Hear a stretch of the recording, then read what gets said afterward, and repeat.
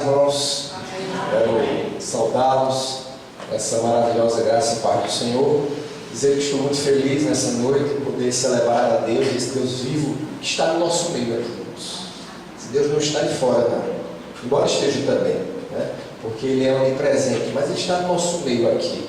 E celebrar esse Deus vivo, onipresente, é motivo de alegria. Mas pela oportunidade que nos foi dada de pregar a Sua palavra nessa noite, esse tema por demais importante, que é o zelo com a família. E eu queria convidar, já sem mais demoras, a você abrir a sua Bíblia no livro de Gênesis, primeiro livro da Bíblia, no capítulo 2.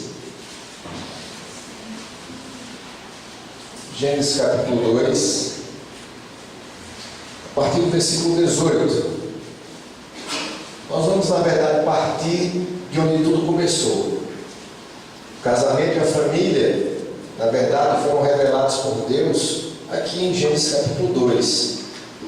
E eu quero convidar você, se encontrou, por favor, fique de pé, em nome de Jesus. Gênesis capítulo 2, versículo 18 ao 24. Está escrito assim na palavra do Senhor: Disse mais o Senhor Deus: Não é bom que o homem esteja só. Falhei uma auxiliadora que lhe seja idônea. Havendo, pois, o Senhor Deus formado da terra todos os animais do campo e todas as aves dos céus, trouxe-os ao homem para ver como ele lhe chamaria, e o nome que o Senhor desse a todos os seres viventes, esse seria o nome dele. Deus deu o nome do homem a todos os animais domésticos, às aves dos céus e a todos os animais selváticos. Para o homem, todavia, não se achava uma auxiliadora que lhe fosse idônea. Então o Senhor Deus fez cair pesado sono sobre o homem, e este adormeceu. Tomou uma de suas costelas e fechou o lugar com carne. E a costela que o Senhor Deus tomara ao homem, transformou-a numa mulher e a trouxe. E disse o homem: Esta, afinal, é ossos dos meus ossos e carne da minha carne. Chamar-se-á varoa, porquanto do varão foi tomada. Por isso, deixa o homem pai e mãe e se une à sua mulher, tornando-se os dois uma só carne. Feche os seus olhos mais um instante. Senhor nosso Deus, maravilhoso Tu és, Senhor, autor e consumador da nossa fé, aquele que era, que é e que há de vir, todo-poderoso, aquele que se revelou de maneira muito especial pela Sua santa palavra. Nós rogamos que o Senhor fale ao nosso coração, que o Senhor abençoe as famílias que aqui se encontram, Senhor, representadas, que o Senhor possa, em nome de Jesus, tocar em nossas vidas, fazer algo novo em nós, Senhor, porque nós precisamos disso, do bálsamo que desce do céu. Em nome do Senhor Jesus, assim nós te oramos, agradecidos. Amém. E amém. Podemos assentar, irmãos. Meus irmãos, zelo significa literalmente cuidar de algo ou de alguém. Zelo significa isso, cuidar de algo ou de alguém. E na verdade nós cuidamos daquilo que tem importância para nós, não é verdade? Nós normalmente cuidamos daquilo que nós pensamos ter importância, ter algum valor para nós. E cabe uma pergunta já nesse início de culto, nesse início de mensagem: será que nós temos cuidado realmente daquilo que tem importância na nossa vida? Será que temos cuidado da nossa família? Será que os maridos têm cuidado realmente das suas esposas? Será que as esposas têm cuidado dos seus maridos? Será que os pais que aqui se encontram têm cuidado dos seus filhos? Será que os filhos têm cuidado dos seus pais realmente? Porque se entendermos, como muitas vezes declaramos isso, que a nossa família é o nosso maior patrimônio, que a nossa família é o nosso maior tesouro, normalmente nós declaramos, e isso é a pura verdade, porque a grande verdade é que podemos conquistar diplomas, patrimônios físicos, ter uma conta bancária com altas somas, Podemos avançar na nossa profissão, mas se a nossa família estiver destruída, irmãos, nada disso terá valor. Essa é a grande verdade. Tudo isso perderá valor, será insignificante. Então, se nós entendemos no contraponto que a nossa família, ela é por demais importante, então cabe a nós zelar por ela, cabe a nós cuidar dela. E esse tema, ele se torna por demais importante, sendo até repetitivo, porque o tempo que vivemos hoje é um tempo difícil, irmãos, especialmente para as famílias. A conjuntura que vivemos hoje, como dizia Paulo lá em 2 Timóteo, capítulo 3, dos versículos do 1 ao 4, são tempos difíceis.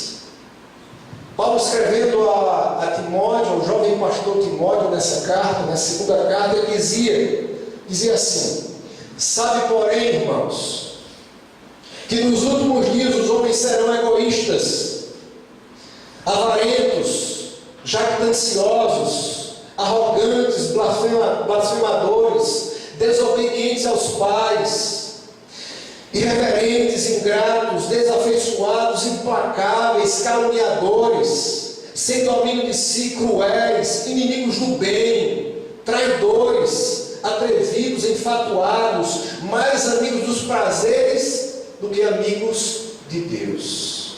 Essa é a descrição que Paulo traz para os últimos dias. E os últimos dias têm se revelado assim. E eu posso até contextualizar mais alguns dados para os dias de hoje.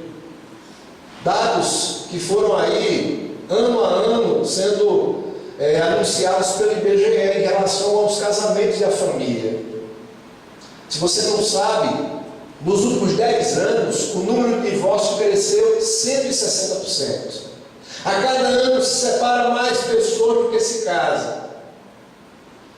Casamentos e famílias desestruturadas, que produzem também filhos desestruturados, rebeldes, desobedientes aos pais, com problemas emocionais, psicológicos. Esse é um dado que deve ser levado em conta, que deve trazer para nós, cristãos, uma luz amarela, ou se não a luz vermelha já. Outro dado importante é que, de forma bem realista, olhando para a Bíblia, eu quero aqui dizer a você que nós temos, enquanto família, 2 grandes inimigos. Quero trazer um alerta para você. Inimigos que estão constantemente, embora você não perceba, porque muitas vezes é muito sutil, está muitas vezes atuando de forma bem subliminar. Um deles é o diabo. Eu quero dizer a você e trazer esse alerta para você, que o diabo ele tem um alvo bem central, que são as famílias. O apóstolo Pedro, escrevendo na sua carta, em 1 Pedro, capítulo 5, versículo 8, ele diz essa intenção de destruir uma vida e uma família, que esse é o mote do diabo, como adversário, como acusador. Pedro diz assim, que o diabo é o nosso adversário, e anda ao nosso derredor como um leão, buscando a quem possa tragar. E destruir famílias é como uma ação de dominó, ele destrói muitos. E como nós sabemos, assim como o diabo atua em o pecado, ele destrói e sai em cadeia, destruindo aquela família e muitas vezes outras famílias, impactando assim. E o outro adversário que está muitas vezes na nossa casa, de maneira também muito sutil, é o mundo. Não o mundo criado, porque o mundo criado de Deus é um mundo maravilhoso e belo, a criação de Deus. Mas quando falamos de mundo, no contexto bíblico, nós, quando podemos observar essa palavra no texto bíblico, está inserido aqui os valores distorcidos desse mundo, valores que contrapõem os valores de Deus para a família e para a nossa vida cristã. Aquilo que é bom aos olhos de Deus, o mundo quer transformar em mal, e aquilo que Deus diz é mal, o mundo quer dizer é bom, siga esse caminho. valores distorcidos, querendo influenciar de maneira negativa o nosso lar. E muitas vezes de maneira muito sutil nas televisões, na mídia, nas novelas, nos programas televisivos, nos desenhos, enfim, de maneira muito sutil, essas ideias e valores que contrapõem aquilo que Deus disse que não deveríamos seguir, estão sendo enxertados nas famílias. Devemos ficar alertas diante disso. Então, diante desse cenário, irmãos, se nós queremos o bem da nossa família, se queremos que na nossa família reine a paz de Deus, os princípios de Deus, Deus nos chama a cuidar melhor dela. E aí, quando eu digo isso, digo até com temor e tremor, porque eu sou o primeiro a ser chamado à minha casa. Porque Deus muitas vezes nos levanta aqui não somente para falar para os irmãos, mas o pastor bem sabe que Ele primeiramente fala conosco. E Deus nos chama nessa noite a cuidar melhor da nossa família, a cuidar melhor da nossa casa. Esse é o chamado de Deus. E quando eu penso que as coisas não vão bem, se olhamos para o cenário dos dias atuais, se as coisas não vão bem, eu penso que é sempre bom retornar ao início. É essencial nos voltarmos onde a família começou, nos voltarmos justamente para o livro de Gênesis, onde Deus instituiu o casamento, onde Deus instituiu a família. É exatamente nesse livro que nós vamos encontrar respostas que precisamos, encontrar caminhos que Deus nos indica. Eu queria desse texto extrair algumas verdades bíblicas para a nossa vida, para o nosso casamento, para a nossa família. A primeira dela está no versículo 18. Quando Deus disse assim: disse mais o Senhor Deus, não é bom que o homem esteja só. Falei um auxiliador que lhe seja idôneo. Os versículos que antecederam no capítulo 1 e parte do capítulo 2 relatam a criação de Deus. Quando Deus criou todas as coisas, dizendo: haja luz e houve luz, separando o firmamento das águas, criando tudo, e tudo que Deus, quando criava, dizia: isto é muito bom. Mas houve um momento que Deus, ao criar, Ele disse: não é bom uma coisa, não é bom que o homem esteja só. A primeira verdade bíblica, irmãos, é que Deus desejou o casamento e a família. O casamento e a família são desejados por Deus. É bom pensarmos que a família não foi criada por um império do passado, por uma civilização antiga. A família não nasceu após a Revolução Francesa, quando surgiu o Estado Democrático, não. A família é muito mais antiga. A família, na verdade, nasceu no coração do nosso eterno Deus. Deus desejou o casamento, Deus desejou a família, quando Ele disse: não é bom que o homem esteja só, eu vou fazer uma auxiliadora que venha complementar a vida dele, instituindo assim o casamento. E a partir daí a família, quando Ele disse: crescei e multiplicai-vos, Deus estava desejando o casamento, revelando para Adão que: olha, Adão, o que eu projeto para você não é uma vida solitária, não. Eu vou trazer para você uma mulher e você vai com ela constituir família, porque esse é o desejo de Deus. Deus é o grande idealizador do casamento. Deus é o grande idealizador da família. Aí você pode me perguntar: então, André, por que tantos divórcios? Por que tantas famílias desestruturadas? Por que tantos conflitos? Meus irmãos, eu poderia aqui usar muitas respostas para os conflitos, para as separações, para os divórcios. Mas a Bíblia tem uma resposta muito direta e objetiva. Para tudo isso, é por causa do pecado.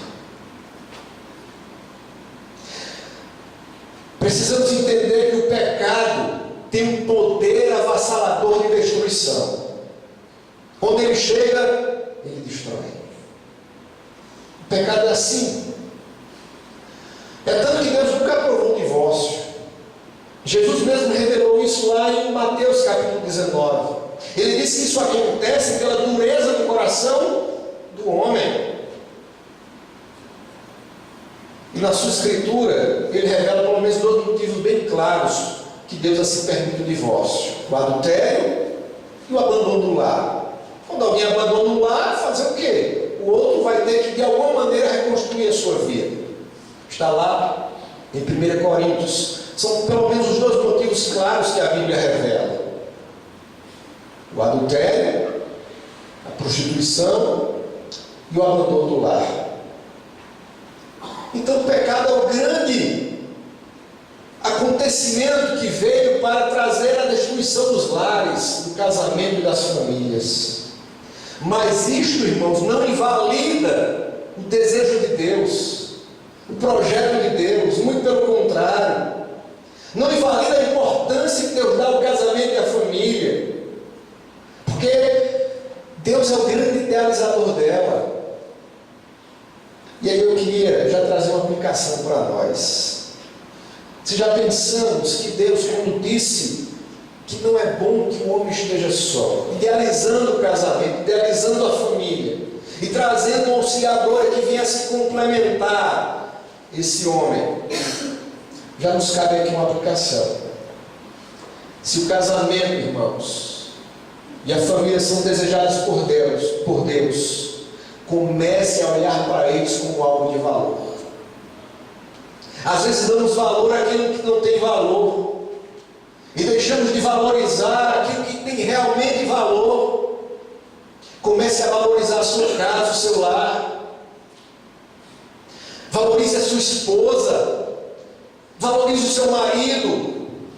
Os filhos têm que aprender a valorizar os seus pais. Pais, valorize os seus filhos. A despeito dos seus erros, das suas falhas. Talvez eles não sejam como você imaginou. Talvez os filhos não tenham os pais que imaginaram, mas esses foram os que Deus projetou para você, que Deus idealizou para você. Então valorize eles como uma joia rara. Valorize os seus filhos, valorize os seus pais, valorize o seu cônjuge. Precisamos valorizar a nossa família, irmãos, porque se Deus idealizou a família e projetou para você ter a família que você tem que entender isso. Você precisa valorizar ela. Então, de maneira prática, já dentro desse contexto bem aplicativo, comece a orar pela sua família. Eu disse aqui que talvez você não tenha para os filhos os pais que você pensava que deveria ter. Talvez você não tenha os filhos que queria que eles fossem. Talvez o seu casamento não ande tão bem como você esperava. Mas Deus deixou uma ferramenta para que você pudesse lutar, para que você pudesse vencer as adversidades dos conflitos de relacionamento, que é a oração. Comece a orar pela sua família. Invista tempo para a sua família. Se comunique com a sua família. Invista tempo de oração, tempo de boa comunicação. Abra diálogo para a sua família. Precisamos investir na nossa família, irmãos. E não quando tudo já está destruído e acabado, não. Podemos remediar agora. Temos que estabelecer isso, irmãos. Se realmente entendemos que Deus idealizou no seu plano eterno a família como instituição divina, não como projeto de governos, projeto de Estado, não, como projeto de Deus para as nossas vidas. Precisamos valorizar ela, dar o valor que realmente ela merece. Vivemos tempos, pastor, que se valoriza tudo, não é? Se valoriza coisas, mas não se valoriza pessoas. E Deus está nos chamando nessa noite a valorizar a nossa casa, pessoas. Valorizar aquele que declaramos por diversas vezes que amamos, mas muitas vezes não demonstramos isso na prática. Precisamos valorizar aquele que amamos, ou aqueles que amamos. Então valorize a sua família, porque a sua família, Deus desejou ela. Deus é o grande idealizador dela. Essa é a primeira verdade. A segunda verdade, irmãos, está no versículo 22, do 21 ao 23. Mas antes do 19 ao 20, nós vamos ver aqui Deus chamando Adão para que desse nomes a toda a sua criação, pelo menos no que diz respeito aos animais, às aves. Deus já estabelecendo Adão com um princípio de liderança, dizendo: Adão, olha, tu vai ter autoridade sobre essa criação, que eu coloco você para dar nomes a eles, aos animais, às aves dos céus. E assim Adão fez. E assim o relato nos versículos 19 ao 20. No 20 diz que Deus deu o nome ao homem a todos os animais domésticos, às aves dos céus e a todos os animais selváticos. Para o homem, todavia, não se achava um auxiliador que lhe fosse idôneo. E a segunda verdade vem nos versículos do 21, 22 e 23. Quando Deus, além de idealizar o casamento da família, Deus agora, Ele se coloca como o grande construtor dessa família. Quando Ele faz cair pesado sono sobre Adão, tira de Adão, após adormecer, uma de suas costelas e faz dessa costela uma mulher. E aí, o texto diz que quando Adão acorda, ele já acorda com um amor intenso por aquela mulher, e faz uma declaração para ela, dizendo: essa é osso dos meus ossos, e carne da minha carne, porque quanto do varão foi tomado. E nós temos aí a segunda verdade, irmãos, é que Deus é o grande construtor do casamento da família. A costela que Deus tirou de Adão fez dessa costela uma mulher, e posteriormente a chamou de Eva. Deus, como grande construtor dessa família, Deus já delineia aqui também uma estrutura que deve estar bem incorporada na família. Eu disse aqui nos versículos 19 ao 20, Deus já estava como que treinando Adão para a liderança que ele deveria exercer. E nessa estrutura familiar que Deus cria agora, a partir de Adão, depois Eva, e depois posteriormente os seus filhos, Deus vai construir uma estrutura familiar onde Ele primeiro coloca Adão como líder desse lar. E Eva, tirada da sua costela, como uma grande companheira. Companheira, o texto do versículo 18 diz que é uma auxiliadora que ele é idônea. Aquela que vem realmente para complementar a vida de Adão. Não é diferente dos dias atuais, irmãos. A estrutura que Deus planejou no passado, no primórdio, no Gênesis de tudo, é também a estrutura familiar que Deus entende ser adequada para os dias atuais. Onde o homem exerce a sua liderança dentro do seu lar, e a mulher essa companheira ideal, idônea, que está junto dele, ao lado dele, para construir essa família, para conduzir essa família. Mas o que é mais importante aqui, irmãos, além dessa estrutura familiar, de liderança, de companheirismo, é que há um vínculo que conduz tudo isso.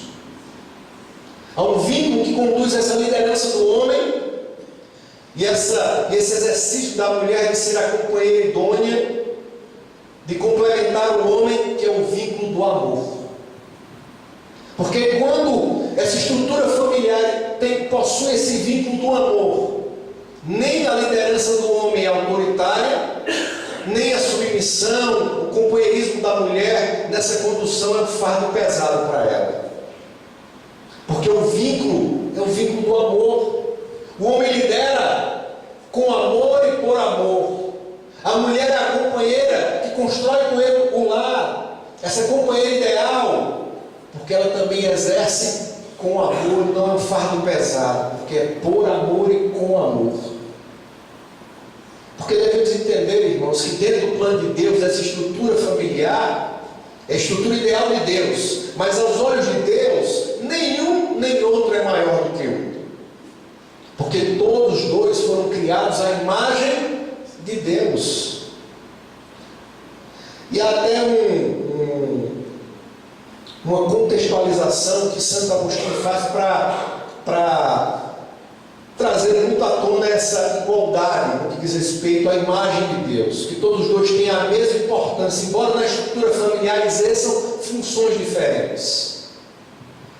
Mas Santo Agostinho diz algo interessante. Santo Agostinho foi um bispo que viveu no século IV depois de Cristo, e ele dizia algo interessante, para definir muito bem essa relação de homem e de mulher, dentro do casamento e dentro da família. Ele diz assim: se Deus quisesse que a mulher fosse maior ou dominasse sobre o homem, teria tirado ela de um dos ossos da sua cabeça. Ou, se planejasse que ela fosse inferior ao homem, a teria tirado de um dos ossos dos pés. Mas o Senhor justamente tira a mulher do lado dele, um dos ossos, no caso da costela, para que ela pudesse ser essa auxiliadora, essa companheira idônea, adequada, que complementaria o homem. É assim que entende Agostinho, para mostrar que nesse relacionamento não tem quem é maior do que o outro. Tem quem tem funções diferentes nessa estrutura familiar. Mas o mais importante é esse vínculo do amor, porque o amor é que deve prevalecer dentro da família. E é esse amor que impacta a vida de Adão, no versículo 23, quando ele acorda e vê a mulher, a Eva, e ele faz esse poema rápido, curto, mas que traz aqui já nessa poesia uma conotação de intenso amor, de forte amor para com a sua mulher. Porque esse deve ser um vínculo que deve ser exercido nos relacionamentos familiares. Esse deve ser um vínculo que deve predominar na família, o vínculo do amor. Por isso, como a aplicação também prática para as nossas vidas, vivemos uma correria brutal, irmãos, no nosso dia a dia. O ativismo toma conta de nós, mas é preciso investir também amor no nosso lar. É preciso dar tempo, como já bem falei aqui antes, e esse tempo ser revestido de amor. É preciso amar a nossa família, selar a nossa família com esse vínculo, esse vínculo tão maravilhoso que é o amor. Invista amor na sua casa, ame o seu cônjuge, ame os seus filhos, pais que aqui se encontram. Filhos, amem os seus pais. E eu quero aqui esclarecer que o amor, e aqui até dizer isso numa escola bíblica, que o amor é uma das palavras mais mal interpretadas pelo ser humano. Amor muitas vezes é confundido com paixão. Paixão que é um sentimento avassalador, mas muito fugaz. Muitas vezes acaba rápido. A paixão depende muitas vezes da troca. O amor não, irmãos. O amor bíblico, ele é uma decisão. Eu decido amar o meu familiar independente dos seus erros e acertos. Eu decidi amá-lo. É assim que Deus nos amou e nos chama a amar o nosso próximo. Deus nos amou de que maneira, irmãos? Quando nós éramos bonzinhos, não pecávamos? Muito pelo contrário. Deus nos amou muitas vezes no pior estado da nossa vida, porque Ele sempre amou, porque Deus é amor. E assim que diz o texto clássico da Bíblia, em João 3,16, que Deus amou o mundo de tal maneira que deu, que entregou o seu Filho único, para que todo aquele que nele crê não pereça, mas tenha a vida eterna. Deus nos amou, Deus decidiu nos amar, independente dos nossos pecados. E Ele também nos chama a essa atitude dentro do nosso lar, a amar a nossa família. a tomar essa decisão de amar a nossa família. Não importa se os filhos são desobedientes, os pais são chamados a amar os seus filhos. Não importa se os pais são perfeitos, os filhos são chamados a tomar a decisão de amar os seus pais. Não importa se a sua esposa ou seu esposo tem falhas, muitas vezes erra com você, te faz chorar, mas você foi chamado a tomar a decisão de amá-lo. De amá-lo. Tome essa decisão nessa noite de amar a sua família. Que esse vínculo tão forte, tão intenso, que conduz a família nessa estrutura familiar de liderança, de submissão, seja posto em prática a cada dia. O vínculo do amor.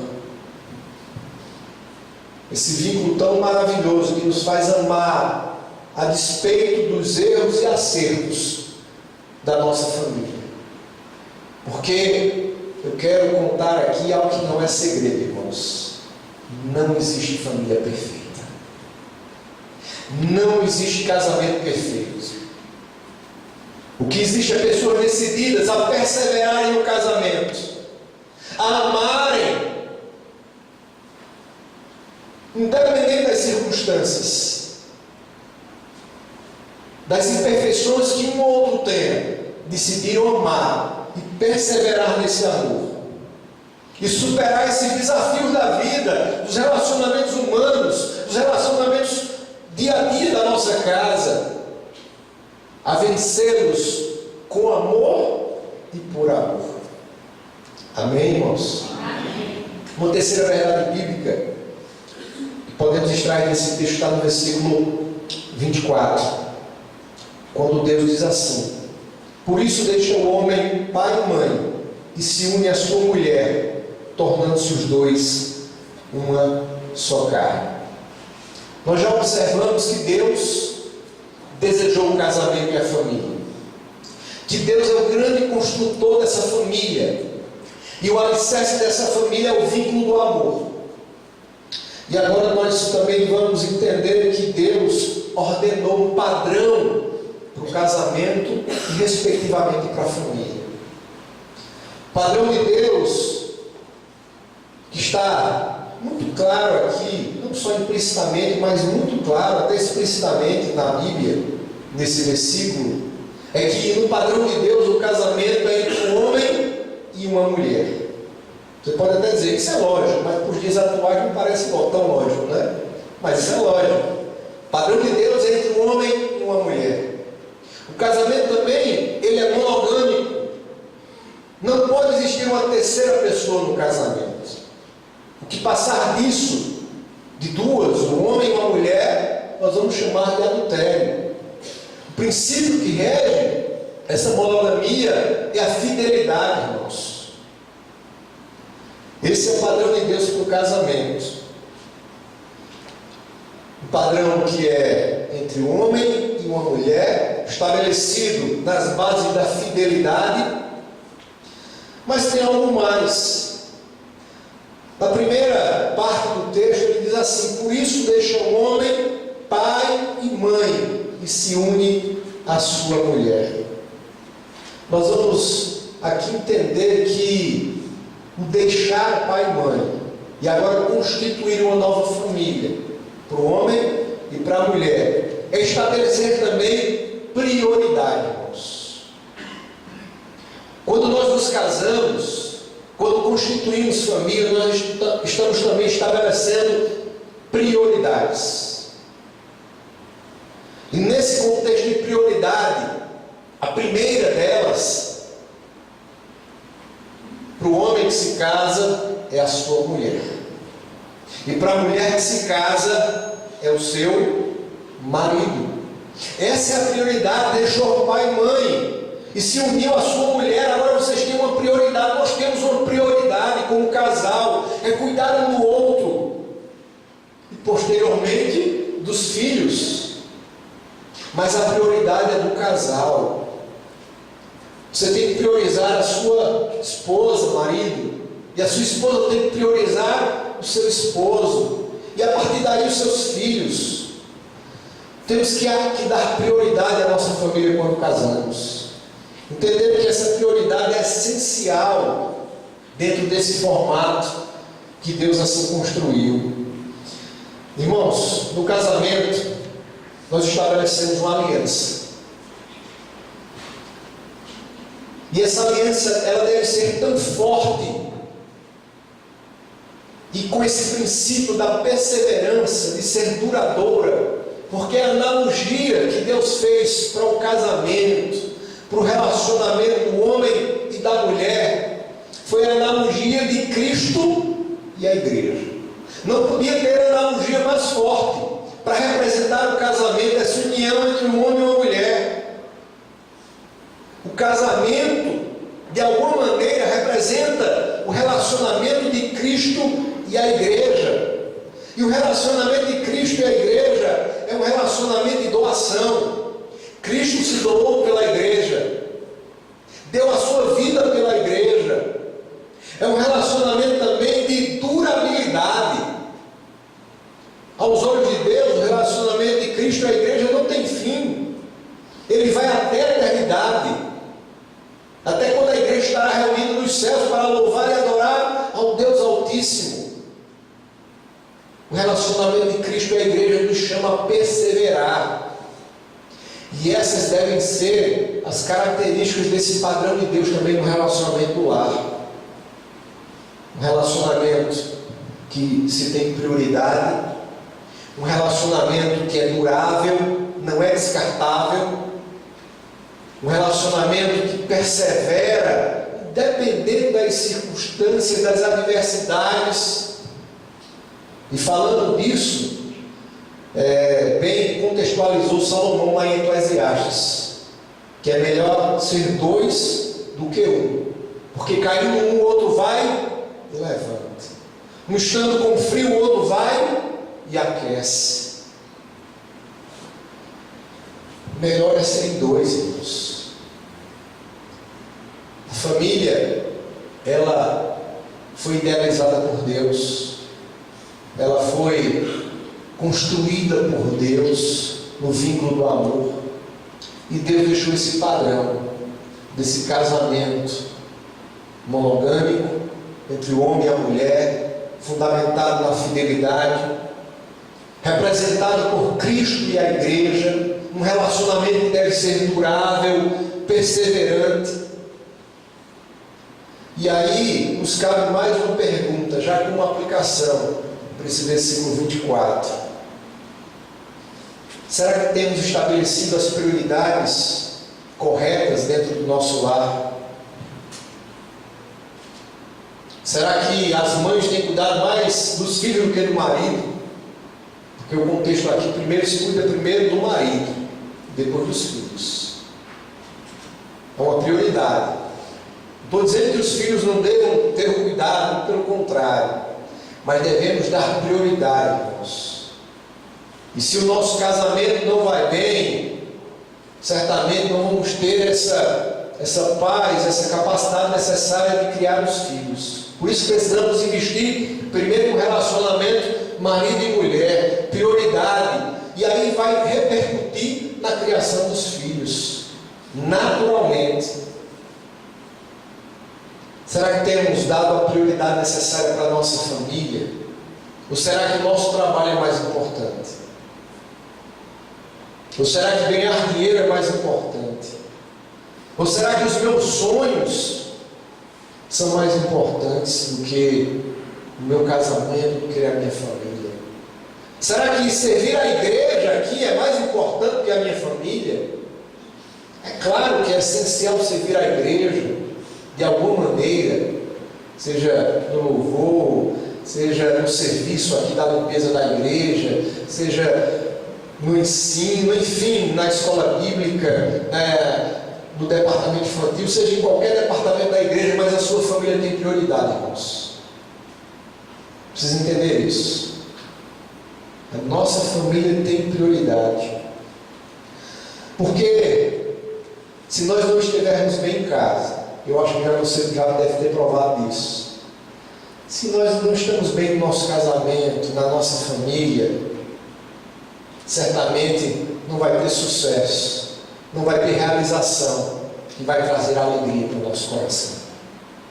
Tudo isso vai perder o valor quando a nossa casa está com as estruturas abaladas. Por isso, priorize o seu casamento, priorize o seu cônjuge, priorize os seus filhos, posteriormente, priorize a sua família. Dê prioridade naquilo que realmente tem prioridade. Urgente muitas vezes não é tão importante, às vezes ainda mais importante é urgente, mas aquilo que tem importância é aquilo que é prioridade, aquilo que é realmente importante para nós. Às vezes a palavra urgência é muito mal colocada. É urgência para isso, só temos que terminar isso, fazer aquilo. São tantas coisas, é tanto ativismo, são tantas realizações. E às vezes esquecemos que aquilo que tem importância estamos deixando para trás. Que é a nossa casa, o nosso lar, a nossa família. Meus irmãos, eu quero já encerrar essa mensagem dizendo que Deus é o grande edificador da família. Nós já entendemos que Deus desejou a família como grande idealizador e assim nos chama a valorizar ela, uma joia preciosa e rara. Deus é o grande construtor, nos dando um padrão para os nossos relacionamentos familiares, colocados no vínculo do amor. Deus nos deu um padrão quando nós deixamos a casa dos nossos pais, estabelecemos um casamento, uma família, fincados na fidelidade, fincados no casamento monogâmico, mas estabelecendo prioridades dentro desse casamento, dessa família. Mas é preciso saber que, diante de tudo isso, Deus deve ser sempre o grande edificador e transformador da nossa casa. E por que eu digo isso e reforço isso? Porque muitas vezes queremos melhorar a nossa casa ou reconstruir ela da nossa maneira, do nosso jeito. E eu quero dizer nessa noite que tem que ser do jeito de Deus. Precisamos aprender a depender de Deus em tudo, como também na edificação da nossa casa, na criação dos nossos filhos, nos nossos relacionamentos familiares. Deus é o grande edificador. Se a nossa família não está como esperávamos, ou não era como nós planejamos, sonhamos, eu quero dizer a você que não desanime, não se desespere. Ao invés disso, comece a orar pela sua família. Comece a cada dia, a passo de cada vez, investir no seu lar, amando o seu cônjuge, amando os seus filhos, amando os seus pais. Invista na sua família, entendendo que Deus é o grande, ou tem esse grande propósito com que esses acontecimentos assim se façam.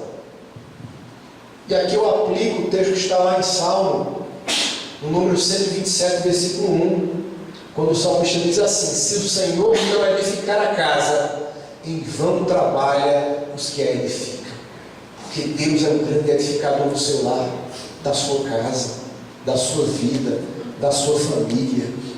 Ele pode fazer, como diz aquela bela oração de Paulo, lá em Efésios capítulo 3, versículo 20: ora, aquele que é poderoso para fazer infinitamente mais daquilo que pedimos ou pensamos. Deus é poderoso para transformar a tua casa, para transformar o teu lar, para abençoar a tua vida, para fazer do teu lar aquilo que você está sonhando e desejando e anelando. Deus assim é. Quero encerrar agora, para valer mesmo, trazendo aqui uma frase de um autor desconhecido. Ele diz assim: querer melhorar o nosso casamento, a nossa família, com as nossas próprias mãos, É como ele tentar esculpir uma pedra com as mãos. A gente nem consegue, ainda vai se machucar. Por isso, convide Jesus, chame Jesus, clame a Jesus, para que Ele seja esse grande transformador da sua casa, o grande abençoador do seu lar. Amém? Amém. Eu queria convidar o irmão Roberto e queria convidar você a fazer desse cântico uma oração. Eu queria convidar você a ficar de pé nesse instante. Eu queria convidar você a fazer dessa canção não somente uma declaração assim, soltada ao vento, mas fazer dela uma oração que parta do seu coração. E logo após essa canção nós estaremos orando, rogando a bênção do Senhor.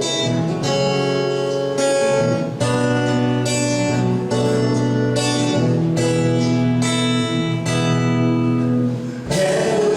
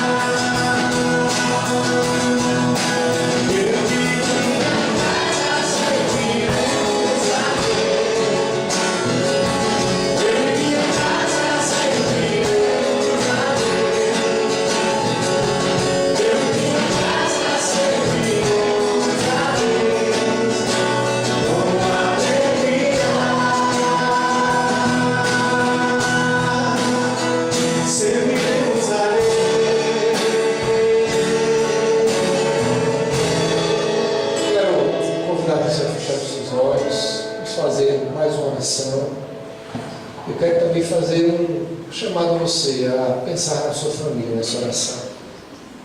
Talvez a sua família não está toda aqui, eu posso dizer talvez a grande maioria, mas eu quero convidar você a colocar o seu cônjuge, os seus filhos, os seus pais, enfim, a sua família no altar de Deus, na sua oração.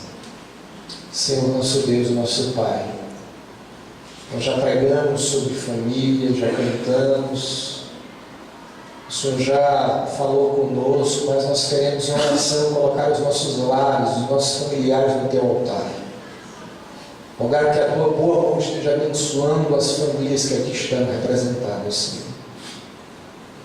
Possamos provar na nossa casa um pedacinho do céu.